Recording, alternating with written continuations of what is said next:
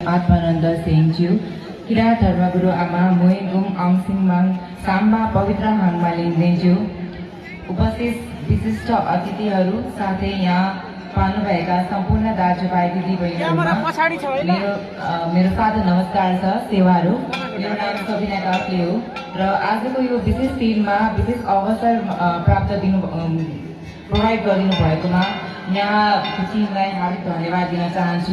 यो शुभ दिनमा यहाँ आउने अवसर प्राप्त भयो।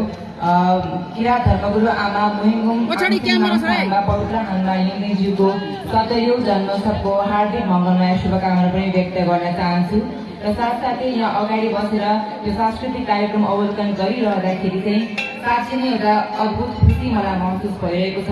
साँच्चै नै हामी नेपाली हाम्रो शक्ति हो र हाम्रो विविधता कुनै फरकपन होइन र हामी सबैलाई बाँध्ने एउटा रङ्गी धागो हो भनेर मैले आज बुझेको।